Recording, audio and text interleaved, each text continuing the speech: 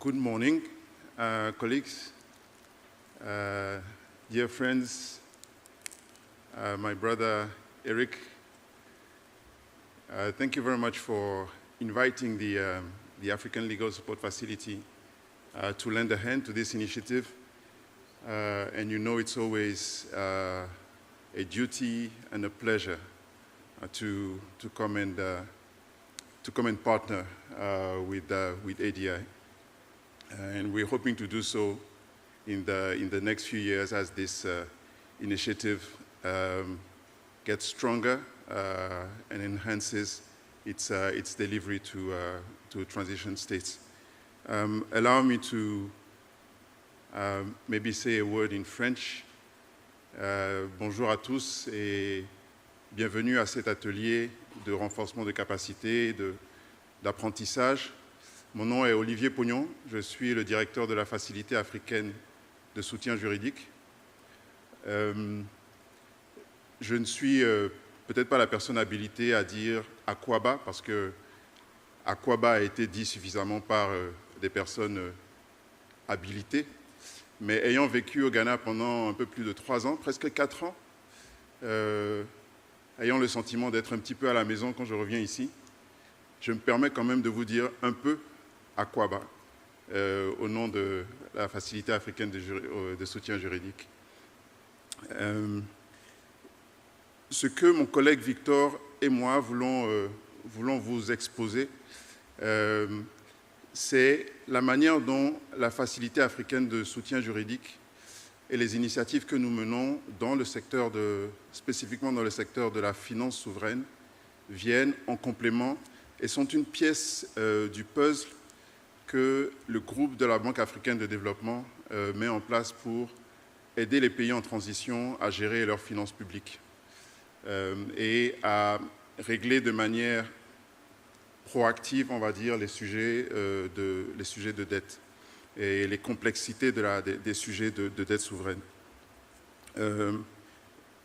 Donc l'idée pour peut-être renforcer ce que Chidi Ebere a mentionné, c'est effectivement de montrer en quoi la composante juridique, plus la composante financière et technique, viennent comme un complément nécessaire de tous les développements macroéconomiques qui peuvent permettre effectivement d'améliorer les fondamentaux des finances publiques. Le ministre a mentionné tout à l'heure comment la situation du Ghana avait évolué depuis la crise des 2 dernières années.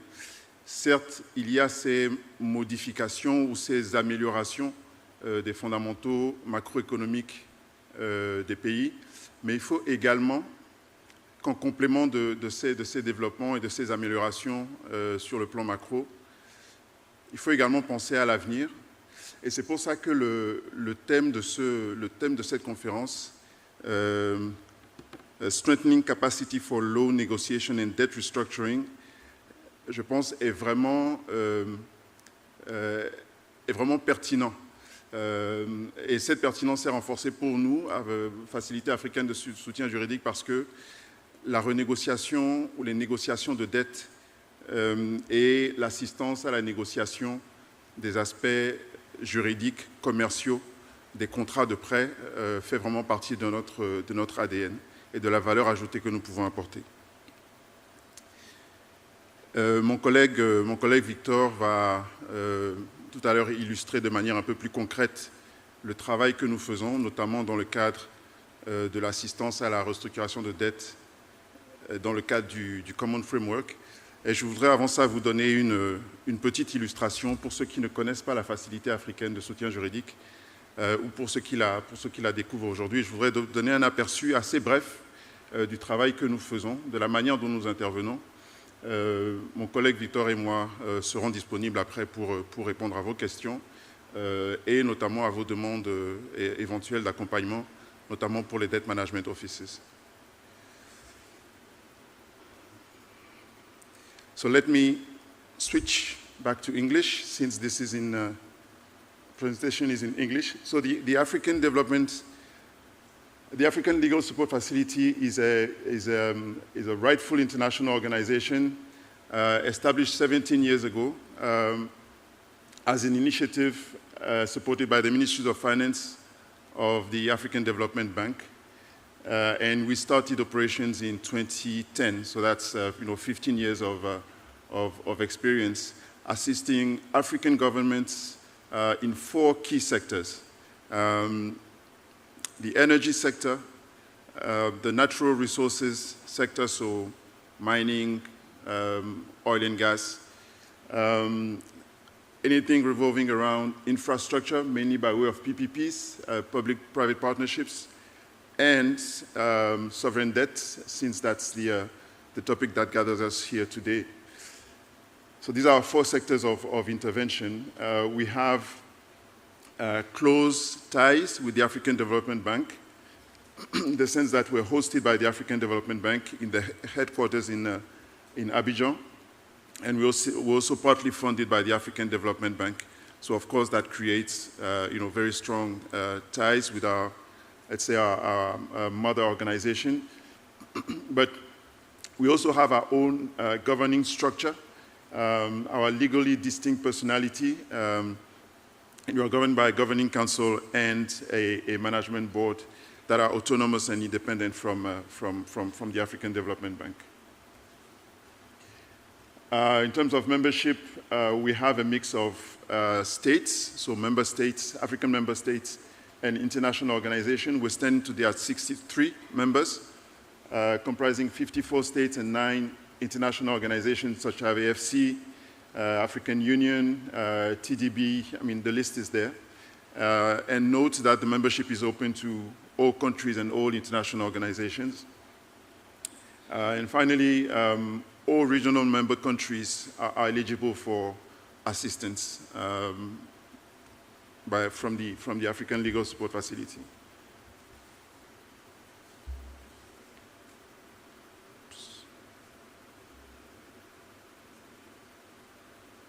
Sorry, I'll get this right. Oops.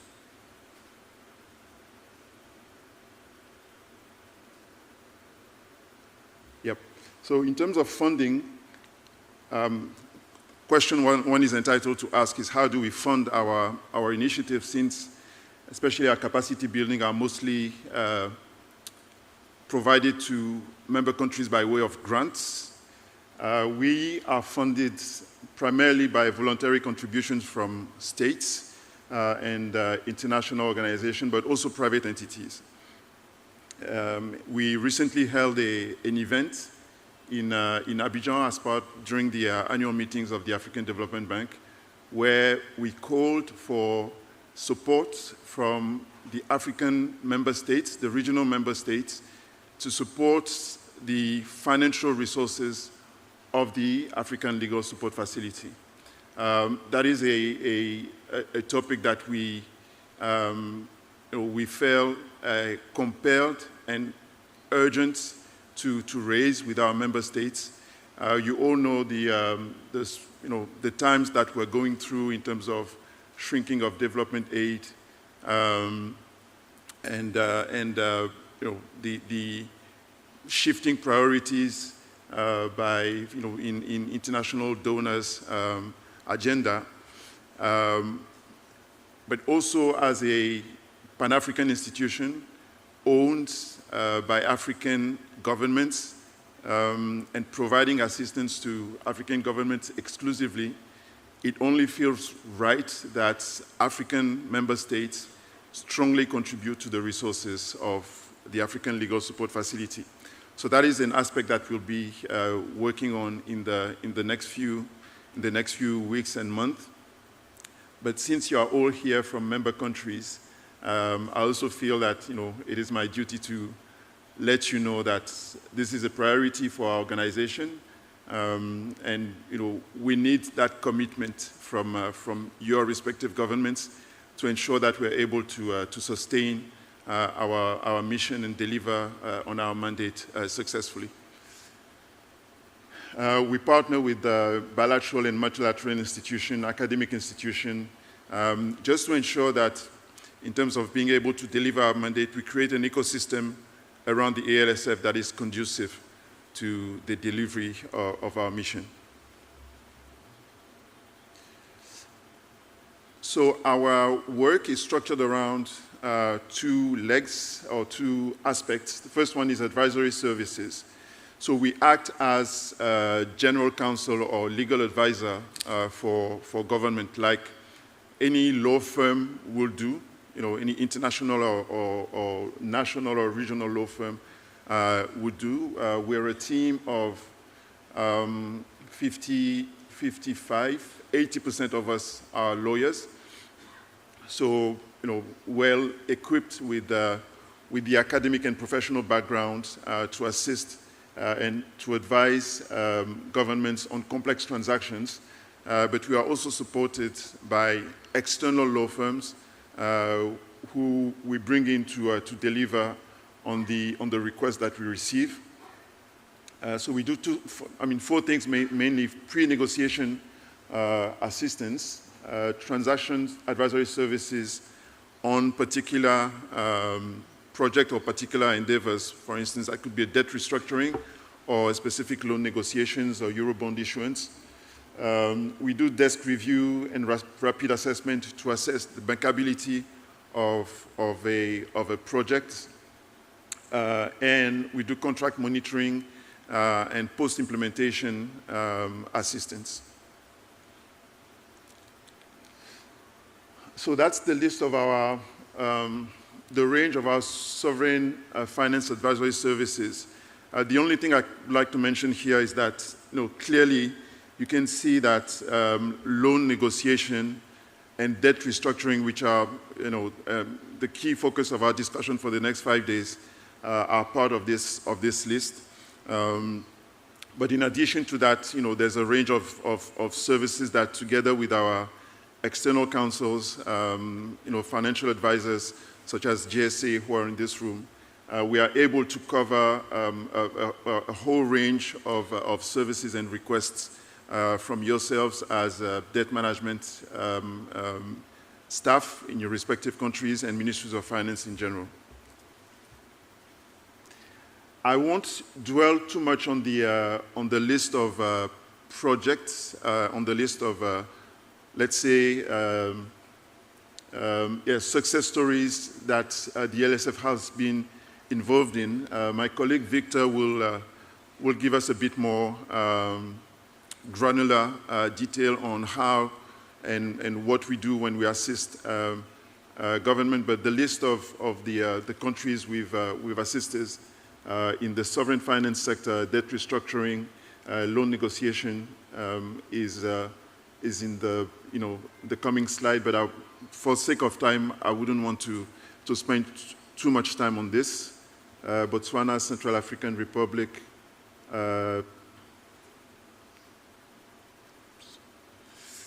DRC, Gambia, Namibia, Senegal.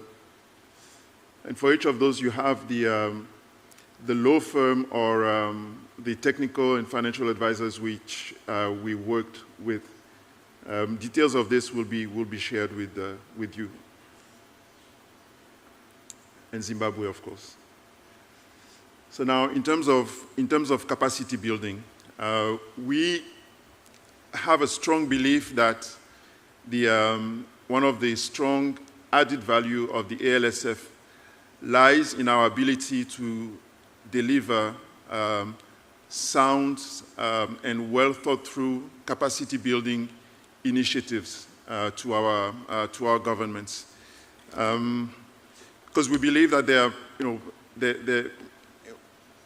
what we have or the challenges we face in our countries is less a challenge in terms of capacity than a challenge in terms of exposure, right? There's two ways, I believe there are two ways to become experts at doing something. It's either by doing it repeatedly, or it's acquiring knowledge, be it academic or theoretical knowledge, such that when the situation that you've been exposed to academically, when that situation occurs, then you are able to develop the reflexes to address that situation. And that's the case for, say, loan negotiation. The volume of loan transactions that happen in a given country is such that not everybody in that given country can be exposed as a first-line person in these given transactions.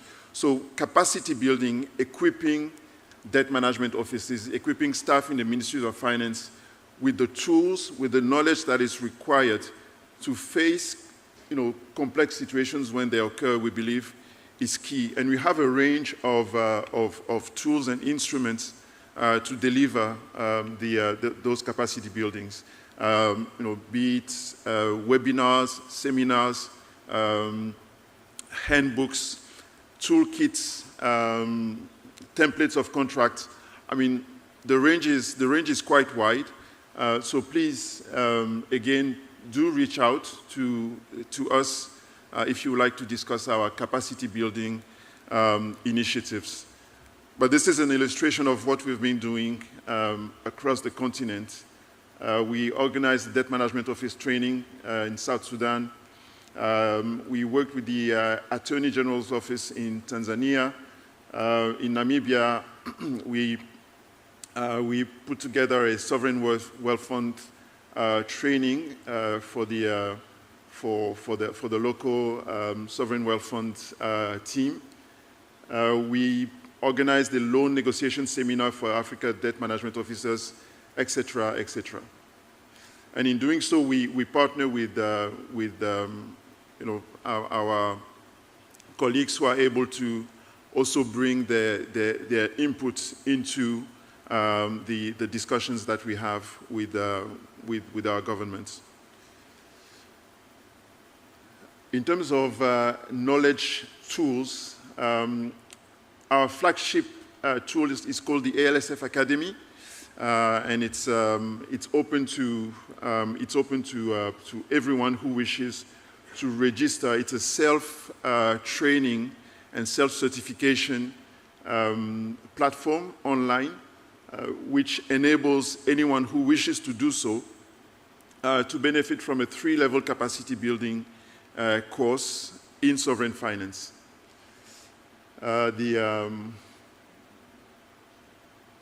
The address was the website. The website address will provide you with the website's address. We've developed debt guides and handbooks, especially understanding sovereign debt option and opportunity for Africa. This one is mainly targeted to debt management officers, people working in debt management, working on country debt sustainability analysis and the like. That special handbook was updated in March 2024 and launched in Washington, D.C. with support from the IMF. So this is one that we highly recommend as a knowledge tool for debt management officers. And we have a series of debt guides that we've issued, and that talks, for instance, about the potential for debt swaps, especially nature and climate, debt crisis management, state contingent and contingent liabilities management, etc.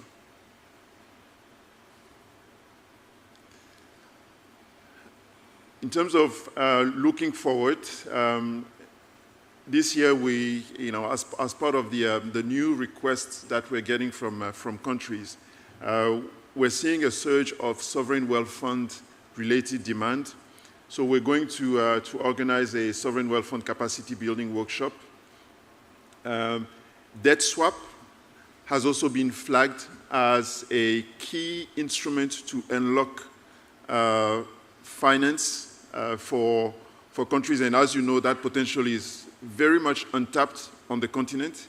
I think there's been seven or 9 conclusive debt swaps across the globe, mainly in Latin America, as far as I know.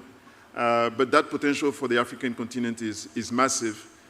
So this is something that we're going to touch on in the debt swaps training in September. And we're also going to organize a debt management workshop where some of you will be, of course, invited. And the following year, we'll be doing more of the same.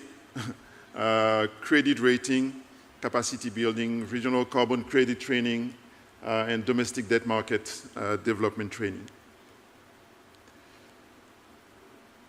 So just a quick word on how or what does it take to get ALSF support. We are demand-driven. We are a demand-driven organization, which means that for us to provide the support and to put a team in place, we need to get a request, and that request has to come to the ALSF director through the governor of the African Development Bank, which is in general the Minister of Finance. From there, we conduct a due diligence to ensure that the project falls within the scope of services that the ALSF is entitled to provide. We develop terms of reference that we submit to government for their review and approval. Once the terms of reference of the project are aligned, we sign a letter of agreement between the government and the ALSF. We allocate a budget to the project that is approved by our management board. And from then on, we procure the external support that we need, and we have a team in place to start working on the request and the project that we received, the request that we received. So this is, in summary, the summary of the project cycle of the ALSF. So first, identification of what is it that we're requested to assist with. Then appraisal of the request and decision making essentially by our management board, project implementation and supervision, and then monitoring and evaluation. Because of course, as you would all know, the monitoring, evaluation, impact assessment of the work that we do in the sovereign finance sector is also a key aspect of our communication in terms of fundraising, etc.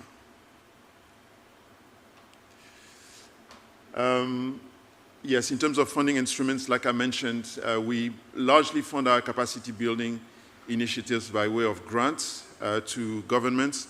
But when it comes to advisory services, when we play the role of a business or not a business law firm, but a legal advisor, we have financial instruments such as the grants with cost-sharing arrangements or the grants with contribution arrangements, which are ways by which, without necessarily tapping into the country's resources, we are still able to recover a portion of the cost that we've incurred in supporting the countries. So these are instruments that we intend to scale up, alongside the contributions, the annual contributions that we expect to be leveraging from member countries. But again, if you like to have details on the modes of intervention of the ALSF, please feel free to reach out. The name of our colleague in charge of the sovereign finance portfolio at the ALSF is Nicole Kirs. That's her email address. My colleague Victor Ojea, who's now coming on stage, is also a key resource in the sovereign finance unit to address any of your needs, capacity building or legal advisory. Like I said, we are an instrument at the service of African governments. That's our mandate, that's our DNA. And the good thing is the ALSF has been initially established for 14 years. In 2008, it was established for 14 years. So the first, let's say, mandate of the ALSF came to an end in 2022, but that mandate was further extended for 14 years, which means that our member states, our management board, and all of us at the ALSF believe that our mission needs to come to an end at some point. And that end point will be when African governments will all be equipped with what it takes for them to sit across the table, with the IMF, with investors, private sector, private entities, and will be able to negotiate complex transactions on a level playing field and yield positive outcomes for their respective countries. So that's what we're working towards on a daily basis. Sometimes we feel like we're only scratching the surface, so 2036 may not be the